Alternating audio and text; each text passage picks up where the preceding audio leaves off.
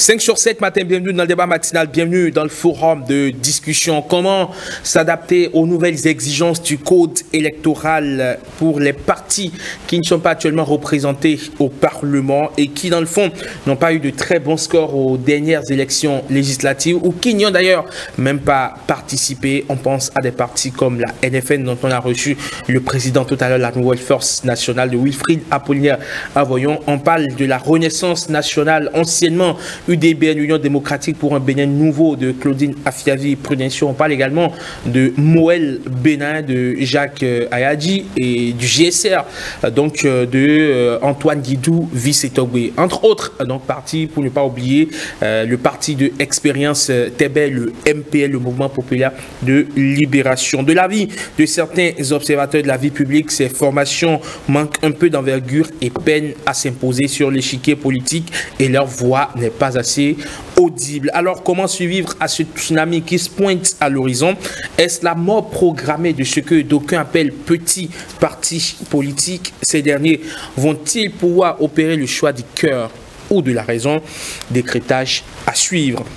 Il y a eu des mois d'attente, des semaines d'incertitude et des jours difficiles. Mais le jour J est finalement arrivé hier pour le Sénégal. Ils étaient près de 7 millions attendus aux urnes pour élire le successeur de Macky Sall ce dimanche.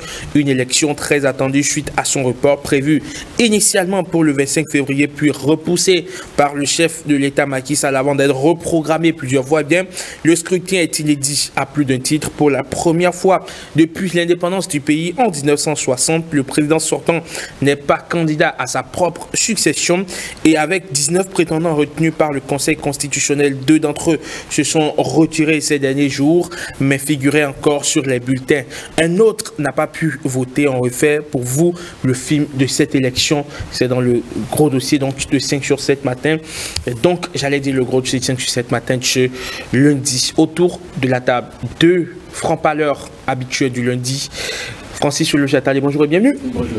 Comment allez-vous? Je vais très bien. Merci donc d'être une fois encore présent au poste, comme on le dit. C'est moi qui suis très honoré. En face de vous, mon cher Alphonse Moïse Soudé, bonjour et bienvenue.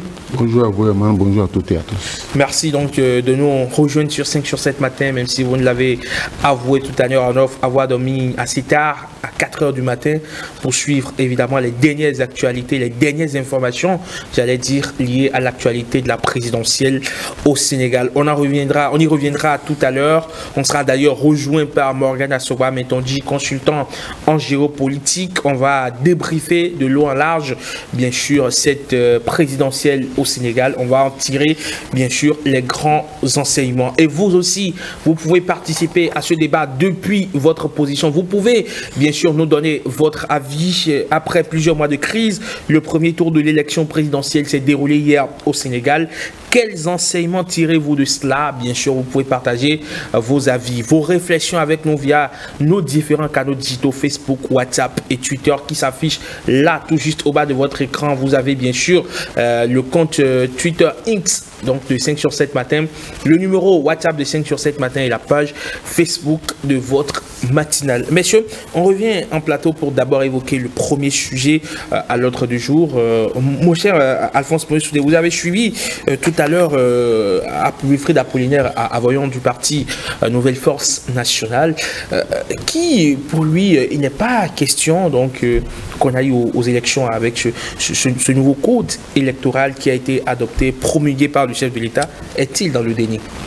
Non, écoutez, moi je dis la dernière fois, nous sommes encore à 2 ans de l'élection présidentielle. Donc ce qui peut se passer, s'il y a de nouveaux accords politiques, parce que dès qu'un certain nombre de noms vont circuler par rapport aux différents duos, vous savez que quand les gens ne sont pas d'accord, qu'est-ce qu'ils font? Ils peuvent s'associer pour demander une seconde lecture. Ce qui est juste, c'est de le faire 6 mois avant la présidentielle. Donc il y a possibilité, en fonction des duos proposés, en fonction des accords signés entre les partis, partis, parce que j'ai dit ici la dernière fois, avec cette nouvelle disposition qui demande à l'élu d'accorder son parrainage au candidat désiré par son parti, ça peut déjà arriver parce que dès que les bruits de couloir vont commencer, comme quoi tel parti veut présenter Tantampion avec comme vice-président telle personne qui aura dans le parti politique ce que les gens ne souhaitent pas, ça peut poser problème. Mais je dis, j'ai suivi un peu votre invité. Je dis, nous avons 15 partis politiques officiellement. Il vient de créer son parti. Avons-nous 15... Ce parti n'est pas si nouveau que ça finalement. Puisqu'il était aux dernières législatives. En fait, il avait voulu postuler pour les législatives. Nous avons 15 partis politiques. Avons-nous 15 projets de société? Avons-nous 15 philosophies politiques différentes? Parce que si on écoute les 15 partis, qu'est-ce qui les différencie? Pratiquement, il y a des partis, personne ne connaît leur ligne politique. Donc je voudrais qu'on s'entende. Si on veut faire de la politique, il ne faut pas créer un parti politique pour créer. Quelle est la ligne politique de votre parti politique? Parce que si on va faire l'exercice sur les 15 partis politiques, je ne suis pas sûr que nous puissions trouver 3 lignes politiques différentes. Parce que les gens sont là, ils n'ont même pas de projet de société. On crée les partis. On ne crée pas un parti parce qu'on a les moyens de trouver des sympathisants sur le territoire. On crée un parti pour proposer une alternative par rapport à celui qui est au pouvoir. Est-ce que nous avons 14 alternatives ou bien 13, parce qu'il y a les 2 partis de la mouvance qui soutiennent le chef de l'État, les 13 autres là, est-ce que c'est 13 alternatives différentes? Donc je crois que ce qu'on dit, il faut qu'on fasse attention, que les partis commencent par se mettre ensemble. Sinon, si entre-temps le code n'est pas, on ne demande pas une seconde lecture du code, c'est qu'il y a des partis politiques qui vont disparaître. Est-ce qu'on peut encore revisiter ce code quand on sait que ça a déjà traversé tous les filtres? Oui, ça dit aujourd'hui promulgué. Oui, en matière de politique, il faut faire attention. Quand les intérêts changent de camp, il y a de nouvelles associations. Parce qu'au Parlement, nous avons 3 partis politiques. Rien ne nous dit que ces partis politiques-là vont rester en bloc jusqu'à 2026, en fonction des intérêts en fonction des nouveaux intérêts qui vont naître, de nouvelles associations, de nouvelles combinaisons peuvent se passer à l'Assemblée nationale. Et quand il y a de nouvelles combinaisons, et quand la majorité change de camp, il faut que la nouvelle majorité introduise peut-être, demande une seconde lecture pour voir ce qui est modifiable. D'accord. Alors, Francis Eloge Attadé, aujourd'hui, on a 3 partis qui sont représentés au Parlement, et quand on regarde déjà les conditions fixées par la loi, donc le nouveau code électoral, on se rend compte que la compétition sera corsée, donc les critères sont très corsés. Aller en rang dispersé, est-ce que c'est ce qu'il y a de mieux pour ces partis aujourd'hui qui n'ont pas encore su véritablement s'imposer sur l'échiquier politique national? Je crois qu'en fait, les acteurs politiques doivent faire la radioscopie de la situation politique au Bénin. C'est important. Je dis radioscopie. Je ne dis pas l'autopsie. On fait l'autopsie sur un corps. Mais on fait la radioscopie pour dégager évidemment les grands problèmes et procéder à une évaluation de la situation. Nous sommes en train de construire depuis 2016 un modèle politique. Et le Bénin est en train de changer de paradigme. En principe, les acteurs politiques doivent s'inscrire dans la même vision. Depuis l'avènement de la charte des partis politiques et du code électoral, vous avez dû constater que la philosophie est favorable à la création de grands ensembles politiques. Vous avez cité plusieurs petits partis. Bon, c'est vous qui les appelez petits partis. Je ne les appelle pas petits partis. Des partis, je les appelle des partis pas représentés au Parlement et qui n'ont pas su avoir un très bon score lors des dernières législatives. De quoi, disons, des partis de moindre envergure. De moindre envergure. Bon, parce que c'est à l'issue, à l'aune des compétitions électorales qu'on évalue. Et évidemment, l'ancrage et l'assise des partis. Bon, voilà. Et là, on a vu des partis qui ont affiché une suprématie, tels que UP, le Renouveau. Il y a eu d'autres partis qui sont restés à la traîne. Bon, vous avez cité évidemment l'UDBN qui s'est mué en Renaissance nationale. Vous avez cité MPL. Vous avez cité NFN, vous avez cité Mouel Bénin. Mais quand on examine évidemment les résultats de tous ces partis, en fait, qui sont de moindre envergure, il n'y a que Mouel Bénin qui a pu en fait avoir à l'issue de la dernière compétition électorale 56 000 voix. C'est un score honorable. Peut mieux faire. Maintenant, dans ce nouvel environnement politique, il faut voir l'écosystème politique et voir les lois qui organisent la vie politique et le paysage politique au Bénin dorénavant. Par rapport aux nouvelles lois, les partis ont intérêt et gagneraient à se constituer en grands ensembles. Parce que la compétition oblige à ce qu'il y ait des ancrages dans l'ensemble des circonscriptions électorales pour satisfaire l'obligation de représentativité. Parce qu'on veut évidemment que les leaders dorénavant soient plus représentatifs parce qu'issus des partis représentatifs. Si c'est ça le cas, les partis doivent se mettre ensemble et c'est ce qui justifie la plateforme qui est en train de se mettre en place au niveau de l'opposition. Le discours, en fait, le narratif, c'est que en politique, on fonctionne par addition et par multiplication, jamais par soustraction. D'accord, mais quand on additionne, qu'est-ce qu'on additionne? Parce qu'on additionne pour être plus fort. Il faut savoir quelles sont les alliances qui peuvent porter leurs fruits. Parce qu'il ne suffit pas, évidemment, de faire des alliances pour les alliances. Je trouve que nous sommes en train de prendre la politique très au sérieux. C'est une professionnalisation, en fait, de l'activité politique. Et n'importe qui, dorénavant au Bénin, ne peut plus venir sur la scène politique pour nous divertir. Les acteurs politiques doivent faire preuve de vision parce que là, ils portent en fait des projets et ils ont dû collecter les doléances, en fait, les difficultés, les besoins des populations suivant les circonscriptions qui sont couvertes. Et c'est ça, évidemment, qu'on arrive à mettre ensemble pour avoir les projets de société dont vous parlez. Parce que le projet de société doit répondre aux attentes et aux aspirations des populations. Et le discours démagogique doit disparaître de la scène politique pour que nous allions au concret. Parce que c'est sur les résultats, évidemment, qu'on va apprécier l'activité des partis politiques. Et ce sont les résultats qui permettront aux électeurs de pouvoir continuer à vous donner leur confiance, le vote de fidélité. Sinon, c'est un vote de défiance. Or, il se fait évidemment que lorsqu'on observe le mode opératoire des partis politiques, pour la plupart, je suis bien navré de le dire, ces partis ne portent pas de grande vision. En général, on vote au Bénin contre un candidat ou un président. On ne vote pas pour une alternative de gouvernance. Et nous voulons aller maintenant dans une dynamique qui nous permettrait de voter pour des alternatives de gouvernance. Lorsque les partis politiques diront par exemple que sur le plan économique, il y a telle situation, après avoir posé le diagnostic, et nous proposons telle alternative pour solutionner les problèmes qui sont posés au plan économique, au plan social, au plan politique. Parce que quand vous écoutez évidemment les discours des partis politiques, vous vous demandez est-ce que c'est des leaders qui ambitionnent vraiment diriger le pays, ou bien c'est des leaders qui cherchent des raccourcis, ou bien qui jouent leur suivi politique. Parce qu'en politique, il y a aussi la perfidie. Il y en a qui viennent vous vendre du faux mensonge, en fait, du vrai mensonge ou du faux mensonge. Bon, maintenant, c'est les électeurs qui n'ont pas encore atteint certaine maturité. Parce qu'il faut dire que la culture démocratique s'enracine progressivement, mais n'est pas encore à son fait. C'est ça qui fait évidemment qu'on joue sur l'électeur pour avoir évidemment les possibilités de siéger. Non pas parce que les électeurs ont voulu vraiment, mais parce qu'on a harangué la foule et on a joué sur, évidemment, l'analphabétisme des populations. Mais être analphabète n'est pas dit être bête.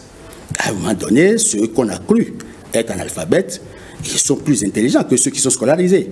J'ai pratiqué évidemment ce monde. Et je veux dire évidemment qu'aujourd'hui, les partis qui sont de moindre envergure, en fait, qui m'excusent parce que dans la nomenclature, on ne sait pas comment il faut les appeler, parce qu'on les appelle petits partis. Mais comme c'est petit, peut-être en griffe, donc petit, voilà. Parce que vous voulez, il y a des partis politiques qui ne dépassent pas Calavic-Bota. Il y en a d'autres qui ne dépassent pas Glazoué, Savet. Bon, alors, il y en a, je ne vais pas citer, parce que j'ai fait un travail sur la vie des partis politiques. Et je peux dire que ce qui se passe aujourd'hui était attendu.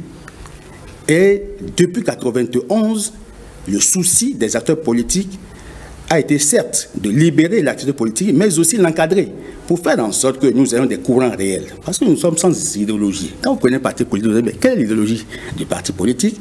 Les militants du parti peinent à vous dire quelle est l'idéologie. Mais à l'analyse, on voit que plusieurs partis, en fait, ont des points de convergence.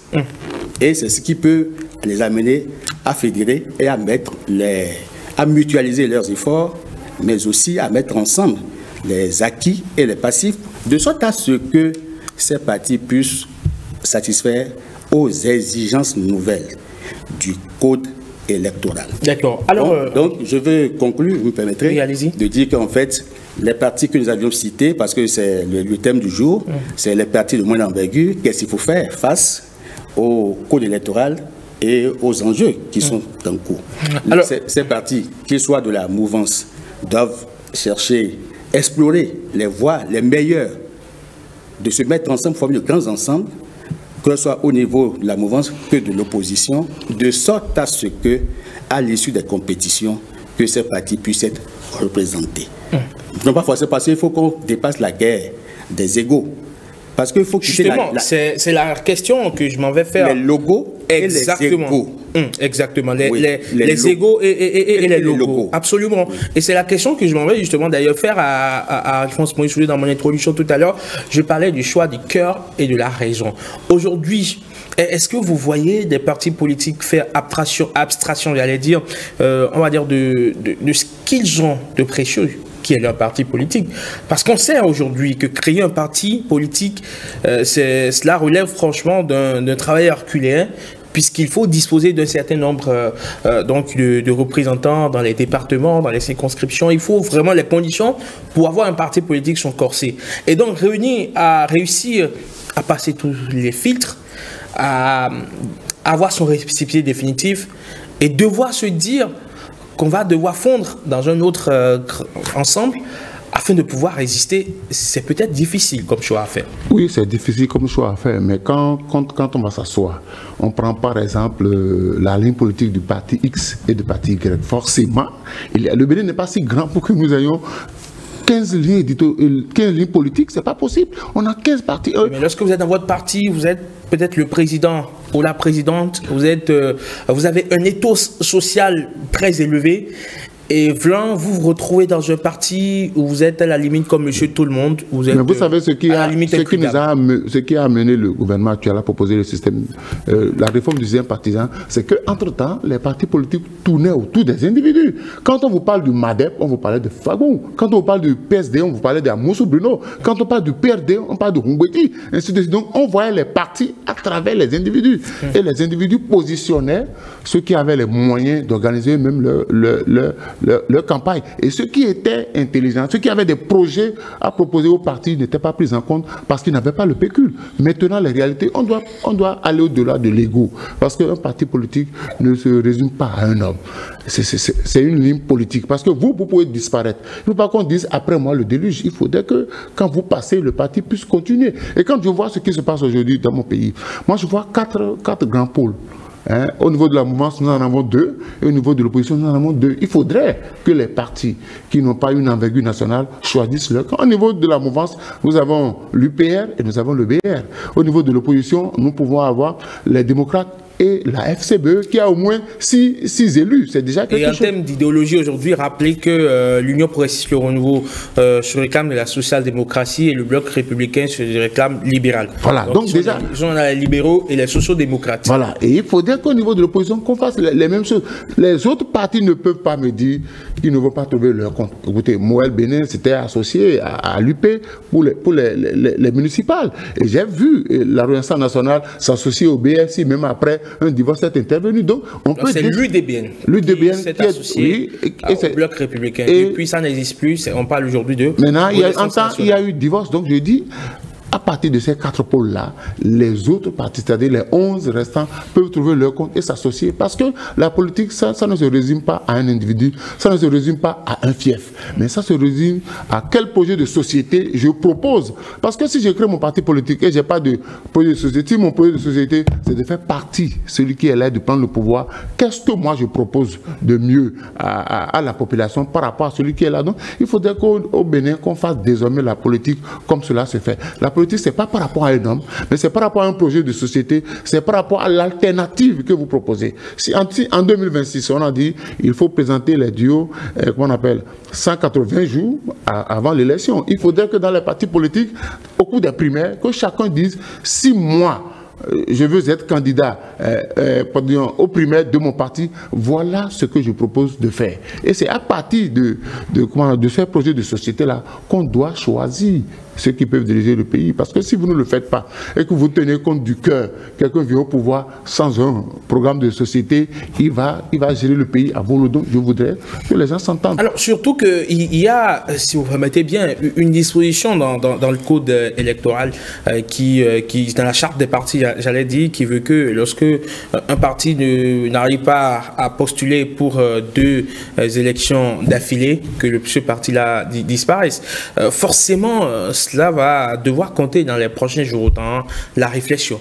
Je crois que ça existait dans l'ancienne charte des partis politiques, mais il faut faire le suivi et faire appliquer les tests que nous sommes donnés en matière de vie des partis politiques. Maintenant, c'est qu'il faut saluer ce nouveau code qui est arrivé parce que ça permet évidemment de définir la cohérence des courants politiques. Nous voulons aller, parce que si on définit la cohérence des courants politiques, on peut se mettre facilement ensemble. Et c'est à cela que les chefs de parti doivent travailler. Puisqu'il ne sert à rien, les partis certes ont vocation à conquérir, à exercer le pouvoir, mais on est plus fort quand on se met ensemble en fonction de ce qui nous lie. Et ce qui les lie, en fait, il y a beaucoup de choses qui lient les partis politiques. Quand vous les suivez dans leur ligne.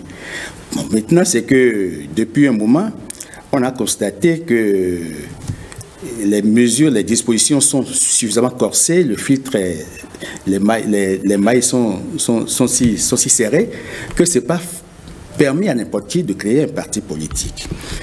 Maintenant, lorsqu'on crée un parti politique, forcément on a des adhérents, on a des militants, les gens se trouvent toujours un projet politique, ils ont un projet de société, ils ont les thèses fondateurs, il y a des gens qui leur rédigent ça. Parfois, même c'est de la littérature. Mais oui, si, la paperasse, ça existe. Maintenant, au-delà de la paperasse, c'est voir si c'est conforme, parce que le projet, si c'est des experts qui vous ont écrit ça, il faut voir si c'est conforme à ce que les populations attendent de vous. Maintenant, il y a de la place. Vous savez que les 15 partis que vous citez offrent des possibilités d'adhésion. En principe, on ne doit plus aller à la création d'autres partis politiques. On peut créer des pôles d'innovation au niveau des partis politiques. Et à travers ces pôles d'innovation, on dit, mais si les présidents des partis viennent pour que nous puissions faire une fusion, il est possible qu'on crée, par exemple, la conférence des présidents et les cadres techniques qui sont dans les partis politiques, on peut les mettre dans un CTE, dans un comité technique des experts. Et créer le comité technique des experts. Les partis politiques, il faut avoir de l'ingéniosité, de la créativité. Les partis, ce n'est pas des formats, ce n'est pas en fait une nomenclature figée. C'est en fonction des besoins, des attentes, des enjeux, des défis que vous structurez votre parti politique pour pouvoir atteindre des objectifs. Donc, je crois qu'il faut créer des pôles d'innovation au sein des partis politiques. Il faut prévoir évidemment le comité technique des experts parce que dans les partis politiques, il y a ceux qui sont chargés de la mobilisation. Ceux-là, ils sont très forts. Ils savent rassembler la masse.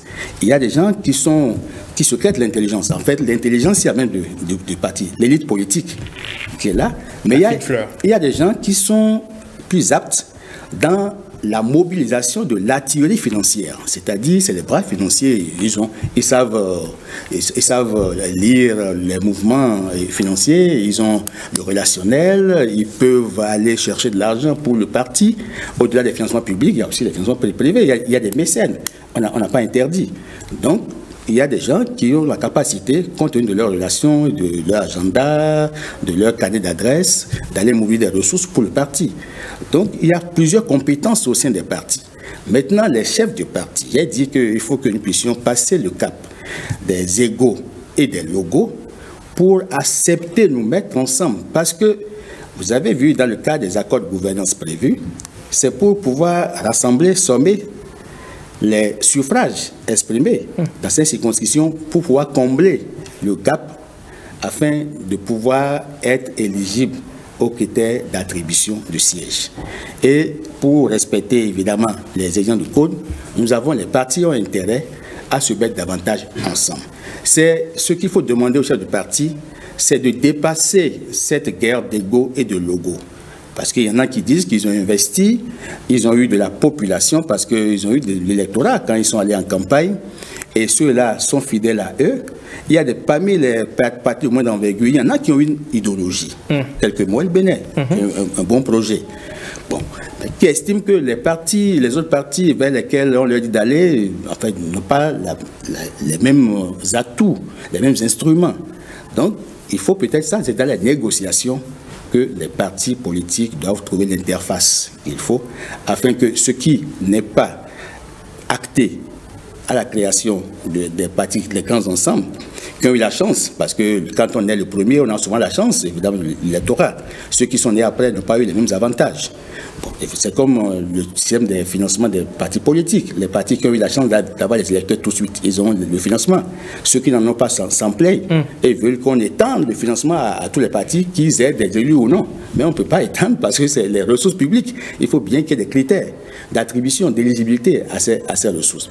Donc il faut que les partis acceptent évidemment de dépasser cette guerre d'ego et de voir la question des courants, la cohérence des courants politiques. Si on fait l'effort de nous mettre ensemble par rapport aux courants politiques, ça sera un avantage après que l'idéologie va conforter. D'accord. Alors, est-ce que Alphonse Moïse-Choudé, ces rassemblements souhaités, si ils arrivent à se faire finalement presque sous la contrainte, est-ce que ça ne sera pas artificiel? Est-ce que justement les gens ne vont pas se mettre ensemble parce que c'est conforme aux exigences du moment, c'est-à-dire c'est la seule issue possible pour pouvoir continuer à exister? Et dès lors que les conditions vont peut-être un peu s'assouplir, on va retourner à la case départ. Oui, je prends un seul exemple, l'UP. Pourquoi on ajoute le renouveau? Parce que le PRD veut qu'on garde quelque chose de lui. De son identité. Voilà déjà le problème. Vous venez dans un parti, vous oubliez ce qui vous appartenait et vous gardez ce qui est commun à tout le monde. Ils ont exigé qu'on ajoute le renouveau. Ça pose un problème déjà. Ça veut dire qu'on est venu, mais on n'est pas prêt à faire le grand sacrifice. Et on dit, bon, nous sommes venus chez vous, mais vous ne nous donnez pas ce qu'on doit prendre. Vous prenez la part de lion, vous nous donnez des miettes. Voilà les difficultés qui amènent les gens à ne pas se retrouver. Parce que quand vous adhérez à un parti politique, il faut que les accords soient clairs.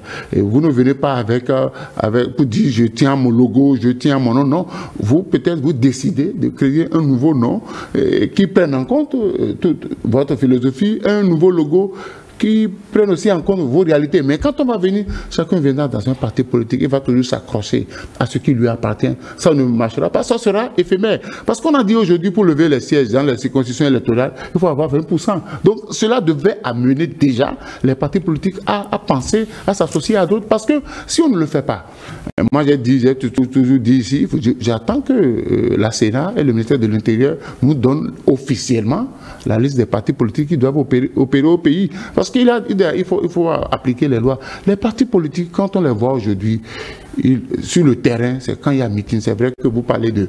J'ai suivi un peu l'offre politique de Moël Bénin, j'ai suivi l'offre politique de la Renaissance nationale, mais je voudrais que les autres partis aussi, qu'on organise peut-être un plateau, que chaque parti politique vienne nous dire quelle est son offre politique. Si votre offre politique va de commun accord avec l'offre politique de notre parti, pourquoi ne pas déjà commencer à parler de 2024? Parce que si vous voulez qu'on mette vos militants sur les listes, parce que c'est dès maintenant, il faut faire votre adhésion, il faut faire la fusion pour qu'aujourd'hui, qu'on puisse voir comment élaborer les listes pour les municipales, comment élaborer les listes pour les législatives. Si vous attendez le dernier moment pour dire, bon, je m'associe à vous, il vous sera difficile d'avoir des sièges. Donc, il faut que dès maintenant, que l'on réfléchisse. Parce que 15 partis politiques, c'est beaucoup. Et nous avons, avec le nouveau code, j'ai dit si on doit avoir le duo à la présidentielle, c'est peut-être 3. Il faudrait que aussi, comment vous appelez ça, le parti Les Démocrates s'associe forcément à la FCBE. Parce que si un seul élu du parti Les Démocrates fait défection, refuse d'accorder par exemple son parrainage au duo parce qu'il n'est pas d'accord du choix qui est fait, c'est que les démocrates n'auront pas de duo pour la présidentielle de 2026. Donc déjà... On risque d'avoir le parti Les Démocrates moins Bénin émergent. Bon, donc il faut déjà, aujourd'hui, il ne faut pas attendre le dernier moment. Moi, j'ai dit... Est-ce que le Bénin est toujours... Nous sommes sur un terrain politique. Est-ce qu'on est toujours en mode d'émergence? Et quand vous n'êtes pas... Oui, mais quand ils vont s'associer, quand ils vont accepter s'associer pour former partie de l'opposition, forcément, on va changer les noms. On va s'entendre sur un nom. Est-ce que justement cette affaire de nom, ce n'est pas une question subsidiaire? Est-ce que ce n'est pas... Je veux dire... Ça ne vaut pas grand, ça ne vaut pas son pesant d'or. En réalité... Je m'adresse à vous, Francis Soulé-Jatadé. En réalité, est-ce qu'il ne faut pas aller au-delà de la question de nom et arriver vraiment à des ensembles qui partagent la même vision, qui partagent vraiment une bonne, enfin une mutualisation des efforts plutôt que de faire des alliances de circonstances qui risquent de voler en éclats au bout de quelques semaines, quelques mois, après qu'on se sera associé pour aller peut-être aux élections ou pour aller décrocher des sièges. Votre question est pertinente, mais je vais dire deux petites choses concernant le programme. Vous savez évidemment que depuis les années 60, nous avions eu un mal, une pratique que nous n'avions pas pu combattre sérieusement. Nous devons faire le deuil de cette pratique, mais on l'a pas. La politique de haute toi pour que je m'y mette. C'est ça qui a caractérisé évidemment la vie politique au Bénin, la gouvernance politique au Bénin. Et qu'est-ce qu'on fait? On vote contre, on dit il faut qu'il parte. Et on n'a pas un projet alternatif. C'est pas au Bénin seul. Bon, non, mais non, pour le cas du Bénin, permettez-moi au moins pour le cas d'espèce de citer en fait le cas du Bénin. Et j'ai suivi avec beaucoup de tristesse certains acteurs qui ont dit, mais écoutez, je dis, mais qu'est-ce que vous proposez par exemple à la lecture de tout ce qui se passe là pour 2026? Ah non, il faut que Talon parte. Le reste, on verra. Bon, alors. Donc, des acteurs, en fait, pas des moindres, qui ont osé me dire qu'il faut qu'il parte. Et qu'après, on verra. Non, c'est pas qu'il faut qu'il parte. Il va finir ses 2 mandats. Bon, oui, mais non, écoutez, parce que... il fallait leur dire que ce n'est pas question de partir, c'est question de finir ses 2 mandats. Mais déjà, en anticiper, qu'est-ce que vous prévoyez? Il n'y a pas qu'une proposition concrète. Pour revenir à votre question, je crois qu'il ne faut pas en vouloir au président Mbedi. Le président Mbedi a été clair dès le départ. Au moment où on a voulu créer les partis politiques dans la nouvelle ère, l'ère de la rupture. Au niveau, parce que les premières négociations avec le bloc républicain n'ont pas prospéré. Sinon, on n'aurait pas eu cette dénomination. Je crois que c'est la deuxième plénière qui l'a fait défection. Et c'est comme ça que certains acteurs qui étaient UP à l'origine, tels que le ministre Oussou, Mme Matissa Alidiatou, ont été débouchés pour le BR. Pas débouchés. Ils étaient dans l'UPR, on les a débouchés pour le BR. Ils étaient dans l'UP. On était toujours dans le cadre de la constitution des partis. On avait voulu faire de Maître Adi Mbedi le leader du BR. Mais la négociation n'a pas abouti. Donc on a dû faire sortir les autres de l'UP pour les amener dans le BR. Oui, mais c'était toujours à l'occasion des travaux à la plénière pour la validation des textes fondateurs du parti. Donc, on n'a pas encore créé les partis politiques. C'est pourquoi il n'y a pas eu de débauchage. Il y a eu migration.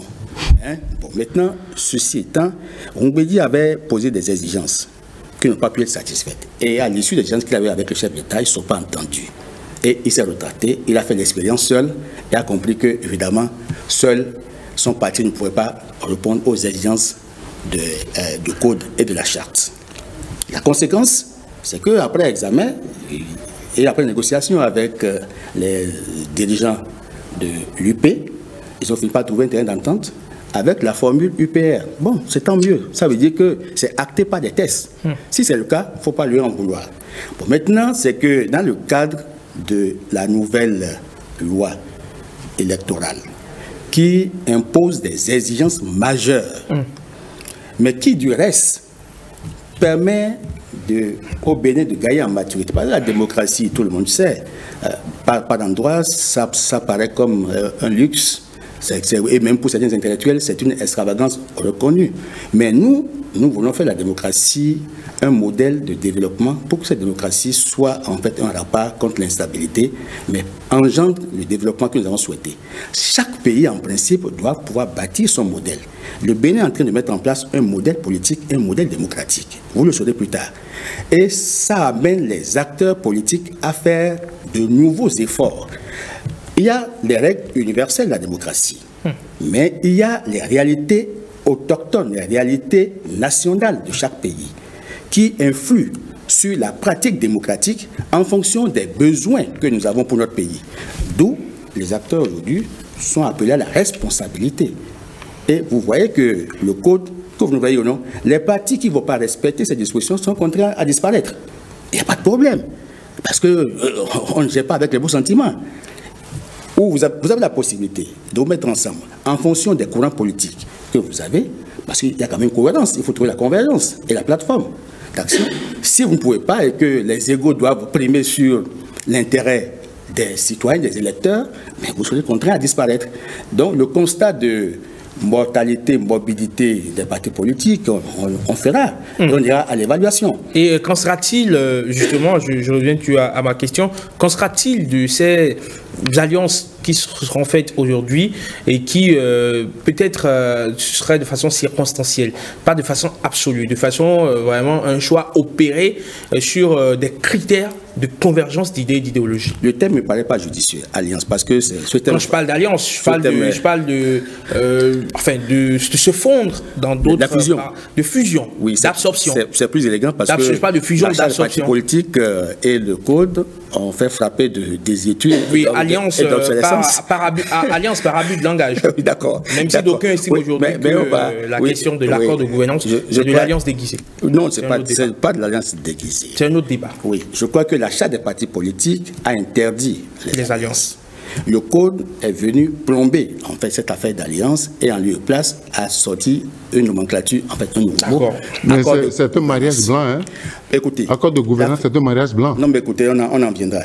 Mais écoutez, ce que nous disons aujourd'hui, c'est le souci en fait d'avoir des partis qui ont une envergure nationale qui motive en fait les lois que nous avions votées.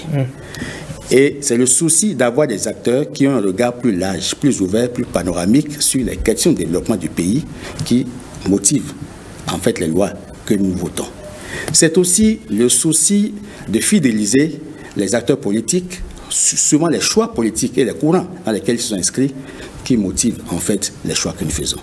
C'est aussi le souci en fait de l'inclusion, parce que n'est pas politique qui veut. Vous savez évidemment que la politique, c'est un parcours initiatique. C'est chez nous ici qu'il y a des générations spontanées, des gens qui un matin dorment et rêvent et deviennent politiciens le lendemain. Sinon, il y a quand même des écoles qui forment. Il y a l'école du parti, il y a un parcours qui vous permet d'avoir la capacité, l'étoffe, la surface, de pouvoir parler au nom des populations. Nous n'avions pas ça. Et il faut quand même qu'on y aille. Et ce que le Bénin fait, on dit qu'on a vu nulle part. Non, il faut quand même que ça commence quelque part. Le Bénin peut servir d'école. Vous avez vu qu'en 90, nous avions été parmi les premiers, en février, à inaugurer la conférence des forces vives.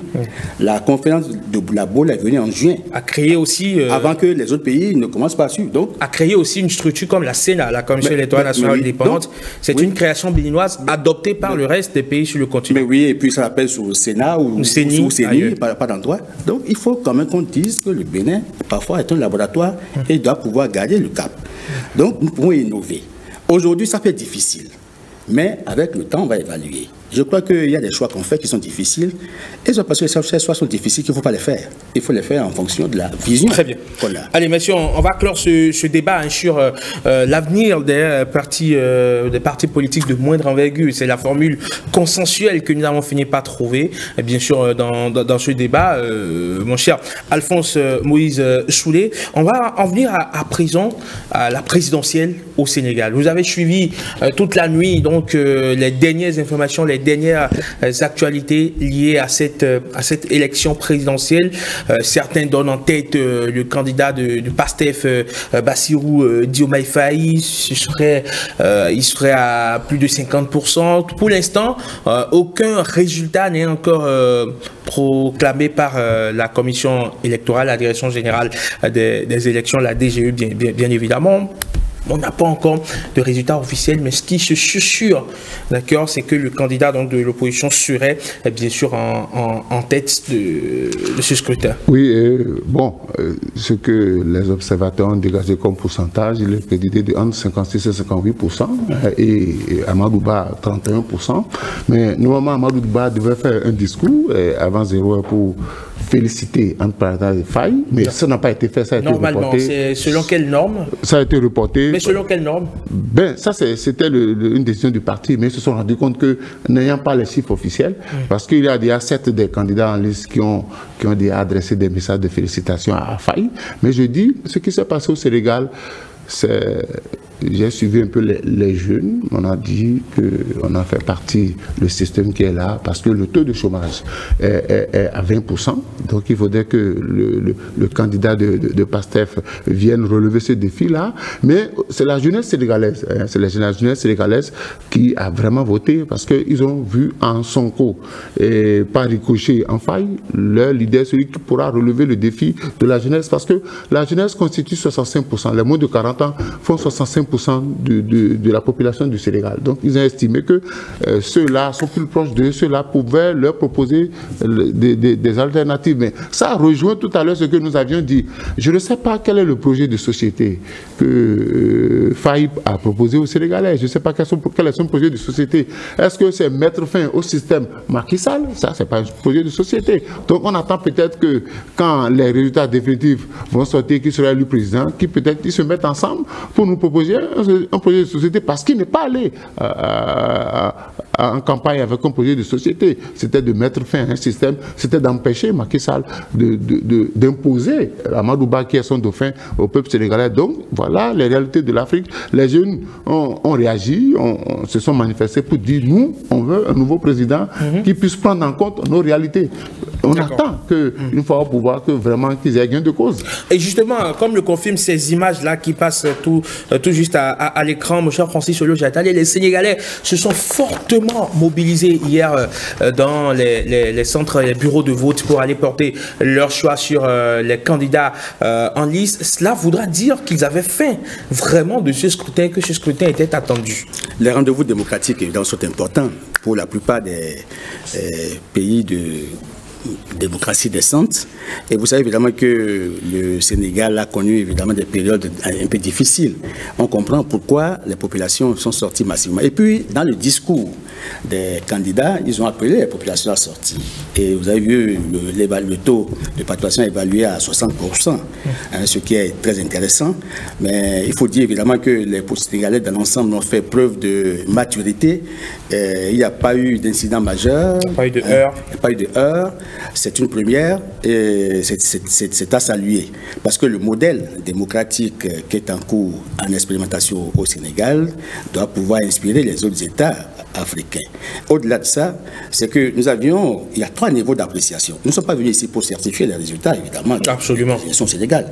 Mais ce que je peux dire, c'est qu'on a eu d'abord le sondage qui plébiscitait déjà Diomaye Faye. Et le sondage n'est pas le vote. C'est le scrutin, en fait, dans les urnes qui exprime le vote. Mais le scrutin s'est bien déroulé selon les observateurs. Et je crois que les tendances ont commencé par être données. Les tendances, évidemment, restent tendances. Absolument. Il faut attendre maintenant les résultats provisoires qui sont proclamés par la Cour suprême et puis les résultats définitifs par le Conseil constitutionnel. C'est ça leur mécanisme. Hier, vous avez dit évidemment que Amadou Ba devait se prononcer. Évidemment, les populations demandaient à ce que Macky Sall et Amadou Ba appellent Bassirou Diomaye Faye pour lui présenter leurs félicitations. Et Karim Wade l'a fait. Et puis plusieurs autres. Mais ce n'est pas encore, il faut attendre que les instances en charge, qui sont dédiées en fait à l'organisation des élections, se prononcent avant qu'il y ait ces gestes. Et c'est ce que j'ai vu qu'à 3h30, je crois que j'ai suivi Amadou Ba, qui s'est prononcé, il a parlé à ses militants, il leur disait qu'il faut attendre 11h aujourd'hui et au plus tard à midi qu'on aura les précisions sur les résultats et que c'est après ça qu'il va donner son mot. Et j'ai trouvé que c'est quand même démocratique. Mais même si c'est... C'est gentleman. Oui, même si c'est ce que nous savons. Francis, qui vous souvienne que le candidat Lionel Zissou n'avait pas attendu les résultats pour appeler le candidat Patrice Talon pour le féliciter. Parce que quand vous êtes un bon démocrate et que vous avez votre staff qui recueille les résultats et que vous voyez ce qui vient, vous pouvez déjà dire que j'ai perdu. Ça, c'est aussi être un bon démocrate. Mais autre pays, il faut pas lui avoir. Il nous a rejoint Morgan Asogba Metonji, bien connu de ce plateau aussi, bien sûr, consultant en géopolitique, qui va faire le débat sur la question du Sénégal avec nous. Bonjour et bienvenue Morgan. Merci, bonjour à tous. Merci donc de nous rejoindre par ici pour opiner sur cette actualité brûlante, la présidentielle sénégalaise. Finalement, quels sont les grands enseignements que vous tirez de ce scrutin d'hier? La première chose, c'est que la démocratie est pas aussi simple et atypique qu'on le pense. Et que le Sénégal reste quand même, au-delà de toute perception, un État qui a fait preuve d'éléments démocratiques dans tout son ensemble, depuis la contestation, depuis les différentes revendications, jusqu'à la volonté du chef d'État de faire en sorte que ces élections soient inclusives, transparent et surtout accepté par tous. Mais nous nous sommes retrouvés dans un dispositif, bien sûr, à cause du caractère démocratique de la chose, parce qu'il faut rappeler ici que démocratie n'est pas toujours égale à fair play, démocratie n'est pas toujours égale à ce qu'on peut espérer comme justice, mais c'est surtout la capacité d'influence de ceux qui sont considérés comme majoritaires. Donc, quand bien même le chef d'État avait une dynamique de vouloir faire en sorte qu'il y ait un caractère inclusif, le peuple a décidé autrement par son Conseil constitutionnel que les élections doivent avoir lieu avant la fin de son mandat. Mais aujourd'hui, nous sommes face à une réalité qui fait que la façon dont les différents acteurs, que ce soit le peuple ou les acteurs politiques, vont se comporter à la proclamation des résultats va déterminer le bien-être au Sénégal. Les enjeux, ce n'était pas les élections parce que ce qui a été fait, est-ce que la majorité du peuple a demandé que les élections aient lieu avant la fin du mandat de Macky Sall. Maintenant, nous sommes face à plusieurs situations qui font qu'il y a tellement d'éléments qui pourraient être utilisés pour contester les résultats. Mais là, cette fois-ci, tout va dépendre de la maturité du peuple sénégalais parce qu'on peut déclarer aussi bien, qu'on le veuille ou non, Amadou Ba ou peut-être Diomaye Faye comme vainqueur au premier tour, s'il y a vainqueur au premier tour, mais qu'on le veuille ou non, s'il y a un deuxième tour, ça signifie qu'on va retrouver les deux acteurs probablement à ce second tour. Et beaucoup de choses peuvent se passer d'ici là. Alors, Francis Elojatade, bien sûr, on est en train d'opiner sur les premiers résultats en attendant donc certification, bien sûr, et c'est ce que nous demande d'ailleurs le code donc de l'information, attendre que les résultats définitifs ou du moins les grandes tendances ne soient proclamés par qui de droit avant donc de pouvoir annoncer officiellement, publiquement. Mais on ne peut occulter ce qui se dit, les bruits de couloir et évidemment les grandes tendances annoncé par les observateurs.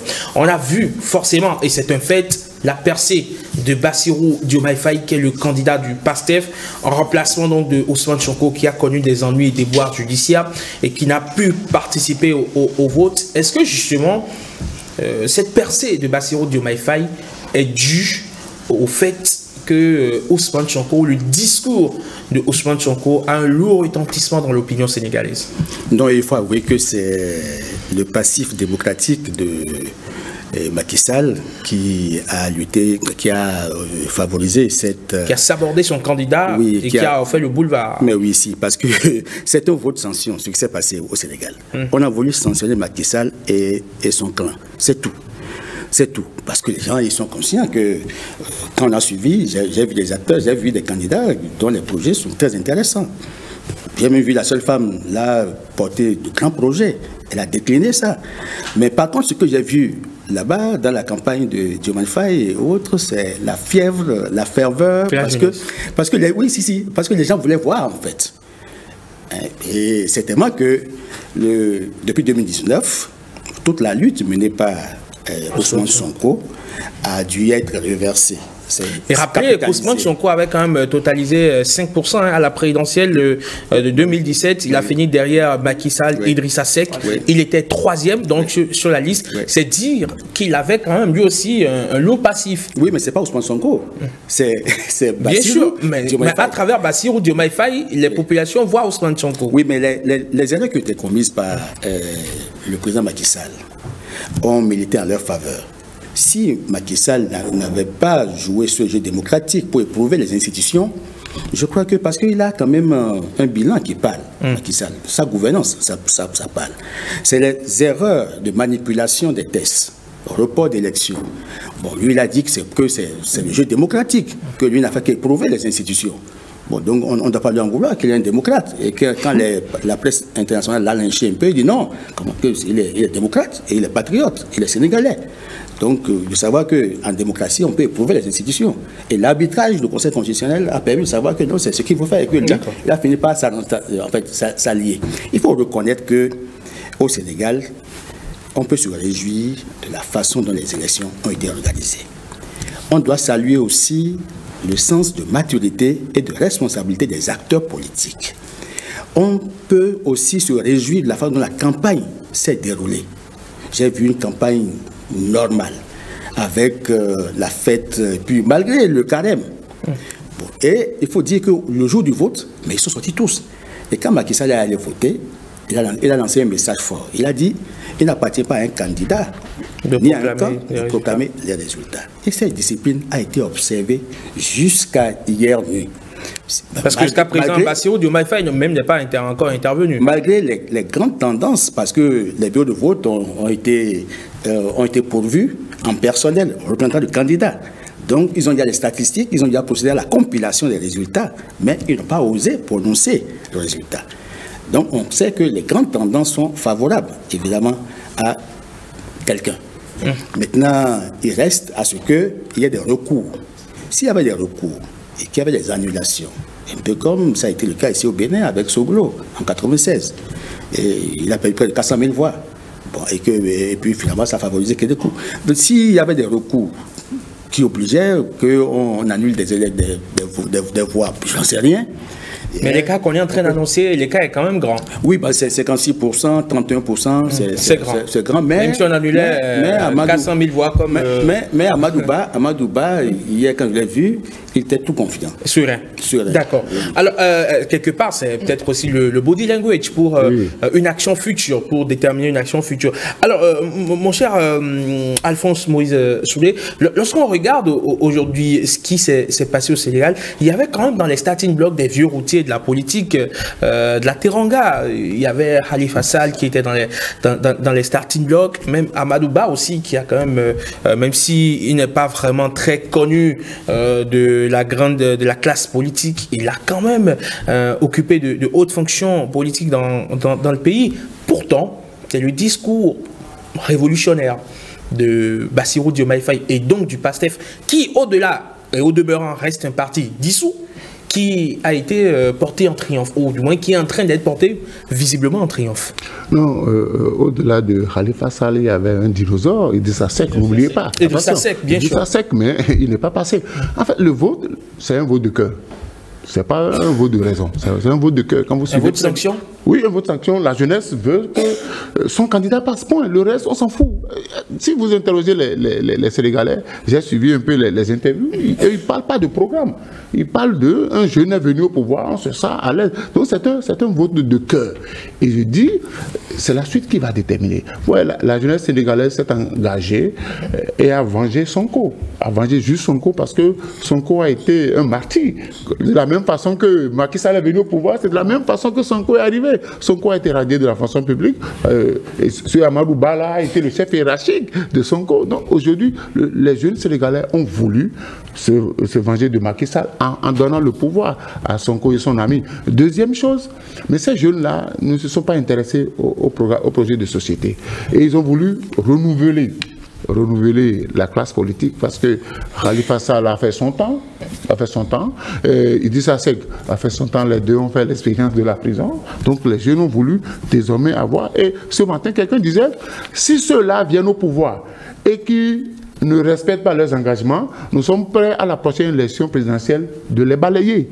Ça veut dire quoi? Il faut faire attention. Non, cette affaire de recours, quand vous connaissez un peu la sociologie des Sénégalais, très peu de candidats vont déposer de recours. Très peu de candidats pour ne pas donner la possibilité au pouvoir de créer autre chose pour ne pas donner les résultats. Donc, beaucoup, quand vous suivez un peu les discours, on est content, l'élection s'est bien déroulée, les populations sont sorties, ils ont voté. Et je ne vois pas dans ce lot-là, peut-être à part Amadou Ba, je ne vois pas dans ce lot un candidat se lever pour déposer un recours. Parce que il faut rappeler que la pression de la rue a beaucoup joué. C'est la pression de la rue qui a obligé le Conseil constitutionnel à faire ce qu'il a fait là. Sinon, si le Conseil constitutionnel était toujours acquis à Macky Sall. Mais dès que la rue a maintenu sa pression, parce que c'est ça qui a fait que nous avons eu une élection hier et les gens ont voté et puis tout s'est bien passé. Donc, il faut saluer la jeunesse sénégalaise qui a pris la mesure des choses. Mais il faut dire que dans la démocratie, on ne choisit pas forcément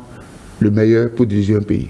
Très bien. Et rappelez que celui dont nous parlons, donc, qui est annoncé en tête des grandes tendances, bien évidemment, Bassirou Diomaye Faye, il est diplômé de l'université Cheikh Anta Diop, de l'École nationale d'administration. Il est inspecteur des finances publiques, comme Ousmane Sonko, inspecteur des finances publiques, qui peut-être, sait-on jamais, on ne sait pas, les prochains jours nous le dirons, sera peut-être à 44 ans le futur président du Sénégal. En effet, et c'est inédit au Sénégal parce que celui qui était aussi jeune, c'était Amadou Diouf, mais Diomaye Faye est encore beaucoup plus jeune, au moins de quelques mois, qu'Amadou Diouf, si d'aventure, Abdou Diouf, autant pour moi, si d'aventure il était président. Maintenant, la grosse question ici, ou bien les enjeux ici, c'est déjà le facteur que Diomaye Faye, en tant qu'acteur politique, n'est pas forcément celui pour qui les jeunes Sénégalais sont en train de voter. Et ça, c'est Ousmane Sonko. Et c'est une problématique. Et cette problématique est à 1000 inconnus, d'autant plus que on ne sait pas si d'aventure Diomaye Faye venait à être président du Sénégal. Si la lutte de miel va continuer avec Ousmane Sonko, ça c'est déjà une inconnue. Et ensuite, est-ce qu'il aura la capacité et les éléments nécessaires pour satisfaire aux engagements ou aux espoirs de cette jeunesse? Et quand vous regardez la chose de façon objective, vous comprenez qu'il n'a pas le contrôle sur les questions et il n'aura pas le contrôle sur les questions de l'emploi des jeunes, forcément. Il n'aura pas le contrôle sur les questions d'économie. Ce sont des facteurs et c'est ce qui aujourd'hui est une grosse inquiétude. Pourquoi? Parce que cette campagne électorale n'a pas été une campagne au vrai sens du terme électoral. Ça n'a pas été une bataille des idées. Exactement.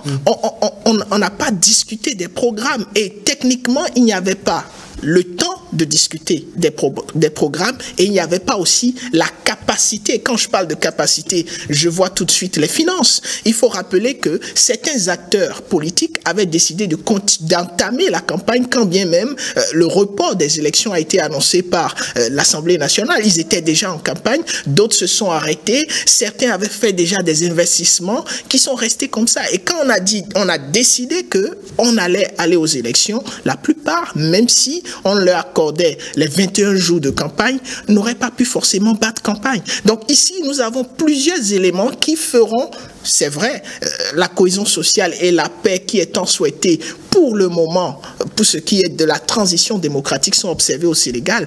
Mais est-ce qu'il y a un avenir très incertain qui s'installe déjà par rapport à l'acceptation des résultats, ensuite par rapport à la gestion de ce leader-là qui, au soir de la proclamation des résultats, pourra diriger le pays. Il faut aussi rappeler ici que si vous regardez le bilan de Macky Sall, dans le fond, si ce n'est pas cette période de tendance à vouloir manipuler les tests qu'on le lui reproche, qu'est-ce qu'on reproche concrètement à la gestion de Macky Sall?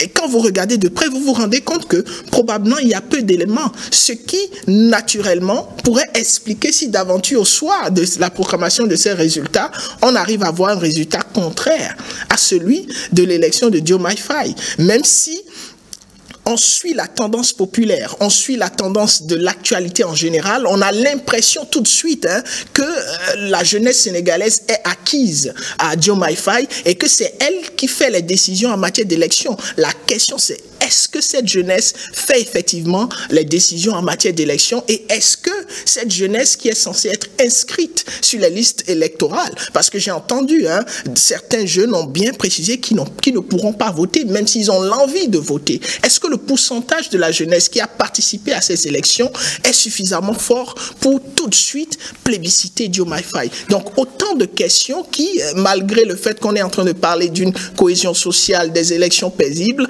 mettent l'avenir politique au Sénégal dans une situation assez incertaine. Non, il faut dire, Macky Sall, excusez l'expression, a voulu foutre le bordel. Il a foutu le bordel. Il a foutu le bordel. Diomaye Faye n'a pas été préparé pour gérer le pouvoir. Aucunement. Donc c'est maintenant qu'il va s'asseoir, peut-être avec des experts, pour voir qu'est-ce qu'on propose au peuple sénégalais. Il n'a rien proposé au peuple sénégalais. Ce qu'on a proposé, il faut mettre fin à la tyrannie de Macky Sall, il faut donner le pouvoir à un jeune, après on verra le reste. Aucun d'eux n'a parlé de projet de société. Et puis Diomaye Faye a profité de la popularité. Mais il y a aussi, il y a aussi non seulement la popularité, mais le discours d'Ousmane Sonko qui est un discours anti-France. Vous parlez Sonko, mais Faye n'a pas convaincu le peuple sénégalais. Faye n'a nullement convaincu. Mais à travers Bassirou Diomaye Faye, le peuple a voté pour Ousmane Sonko. Ils estiment, ou du moins, de l'avis de certains, pourvu que cela dure. De l'avis de certains, la candidature de Bassirou Diomaye Faye n'est qu'une candidature, n'est qu'une procuration de Ousmane Sonko. Je suis d'accord. Est-ce que Faye va accepter faire la politique de Sonko? C'est là le problème, parce qu'il ne faudrait pas que... On verra bien, mais pour l'instant, déjà pour l'instant, rien n'est confirmé, rien n'est encore acté. Les prochains jours nous en diront, on ne sait pas, mais on ne sait même pas s'il y aura un second tour. Et si second tour, il devrait y avoir, quel sera le comportement de l'électeur sénégalais? Est-ce que Amadou Ba va pouvoir renverser encore la tendance? Il y a beaucoup de questions qui restent en les vieux briscards vont revenir. Mais avant, on va écouter ce que nous disent les internautes. Après plusieurs mois de crise, le premier tour de l'élection présidentielle s'est déroulé hier au Sénégal. Quels enseignements tirez-vous de cela? Voilà la question que nous avons adressée à nos amis internautes qui sans doute ont eux aussi leur lecture de cette présidentielle sénégalaise, et c'est Maurice Tantan, légèrement moins vieux que Bassirou Diomaye Faye. Bonjour et bienvenue Maurice Tantan, c'est peut-être le moment pour vous de nourrir des ambitions présidentielles.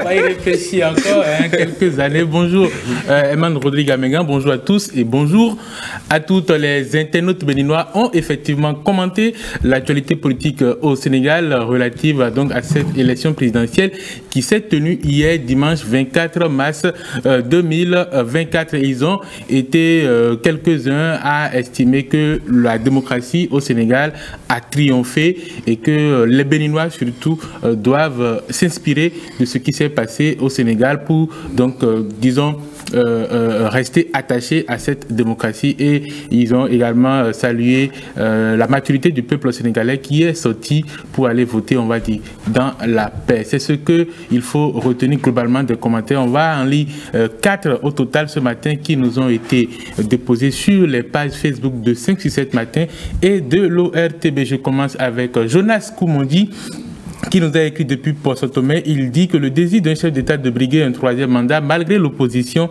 du peuple, soulève des questions de légitimité, de démocratie et de respect de la volonté populaire. Cela peut créer des tensions politiques et sociales compromettant la stabilité et la confiance dans le gouvernement. Il est donc important pour un chef d'État de respecter les limites constitutionnelles et de favoriser un processus démocratique, transparent et équitable. Le peuple sénégalais, écrit-il, a montré au monde entier son attachement farouche à sa constitution et à sa démocratie afin d'empêcher Macky Sall à se lancer dans une posture sale. Conclut donc cet internaute. Roland Bocon nous dit que cette tenue des élections ou bien de l'élection présidentielle au Sénégal est une preuve de la maturité politique et la séparation des pouvoirs dans ce pays. C'est bien rare dans cette région dont les présidents sont des assassins de la démocratie et des modificateurs de constitution pour se servir davantage. Le peuple souverain a le dernier mot et il est donc facile à un président de ternir son image en marquant négativement la mémoire collective. Bravo donc aux juges intègres qui résistent encore aux dictateurs. Autre commentaire sur cette question du jour, Abdul Nouroum Satarou nous dit: c'est une grande victoire pour le peuple sénégalais qui s'est battu pour restaurer la démocratie. Nous avons besoin des institutions fortes et non des hommes forts. Il faut donc saluer ce peuple sénégalais-là pour sa maturité légendaire. C'est un grand accomplissement et nous en sommes très fiers. Massoper nous dit: la jeunesse béninoise doit s'inspirer de cette victoire probable de Bassirou Diomaye Faye et savoir qu'elle doit prendre conscience pour mettre fin à une génération de politiques qui gouvernent depuis tant d'années avec toujours à la fin une déception. Nous n'avons rien à faire de cette guerre de génération de la vieille classe politique. Nous, la jeunesse béninoise, doit s'inspirer de la jeunesse sénégalaise pour une nouvelle ère politique avec des nouveaux leaders politiques jeunes. Voilà donc ce que l'élection présidentielle au Sénégal a inspiré à nos amis internautes et qui ont commenté la question du jour de ce lundi. Merci beaucoup à vous Maurice Tantan. On connaît vos affinités avec le peuple sénégalais, avec le Sénégal d'ailleurs, dans une autre vie. Vous avez travaillé avec des structures de la société civile au Sénégal, donc c'est un peuple que vous maîtrisez assez bien quand même pour opiner sur cette actualité. Je connais un peu les amis sénégalais, je connais un peu le Sénégal aussi, et je pense que lorsqu'on a suivi tout ce qui s'est passé ces dernières années, depuis, disons, environ 3 ans au Sénégal, on n'est pas très surpris de... C'était écrit? Je ne dirais pas que c'était écrit, mais il y avait des éléments qui pouvaient nous permettre de nous attendre à ce qui est en train de se dérouler. Moi, je voudrais d'abord saluer en fait la maturité du peuple sénégalais, comme certains l'ont dit, surtout pour être sorti massivement, pour aller voter tranquillement aussi et être en train de respecter les consignes, disons, qui sont de l'ordre de la démocratie. Aujourd'hui, on est en train d'aller vers une issue favorable, parce que après l'annonce du report par le président Macky Sall, les inquiétudes étaient très très grandes. On ne pouvait pas imaginer qu'on serait aujourd'hui en cette fin du mois de mars en train de terminer de voter. Donc c'est déjà une grande victoire, un grand motif de satisfaction pour les démocrates ou bien à la personne attachée à la démocratie que je suis, et je suis. Donc je ne peux que saluer le peuple sénégalais pour cette maturité et espérer que la suite aussi se situe dans cette lignée-là. Maurice Tanton, ancien président de l'association des blogueurs du Bénin, un des pères fondateurs de cette association qui a 9 ans déjà, bientôt, c'est ça, hein, 9 ans. Oui, 9 ans maintenant. 9 ans maintenant, depuis 2015. Merci. Merci à vous. Merci également à vous, mon cher Francis Olo. J'attendais d'être passé sur 5 sur 7 matin, nous éclairer de votre science politique. Merci également, Alphonse Moïse Soulé. Merci à vous. Au plaisir. Et Morgana Soba-Mentondi, consultant en géopolitique. Bien sûr, merci beaucoup. On va continuer d'évoquer cette actualité sénégalaise sans doute dans nos prochaines émissions. On va attendre les résultats donc, de la Direction générale des élections, la DGE, et on reviendra juste après pour faire le débat. Si il s'avérait que Bassirou Diomaye Faye est déclaré président élu du Sénégal, nous allons nous interroger bien sûr sur l'avenir de ce pays. Qu'est-ce qu'il propose comme projet de société et qu'en sera-t-il de ses accointances, de ses affinités avec Ousmane Sonko qui a créé bien sûr les patriotes africains du Sénégal pour le travail, l'éthique et la fraternité. C'est bien sûr le PASTEF. Ce qui est sûr, première décision, on sait déjà que s'il est élu, le PASTEF sera réintégré comme parti. Allez, messieurs, merci beaucoup. On espère vous retrouver très prochainement par ici. 5 sur 7 matin, encore 2 derniers rendez-vous. Les sports de Blaise Adampo, juste après la revue de presse de Marcel Arrossi. À tout de suite.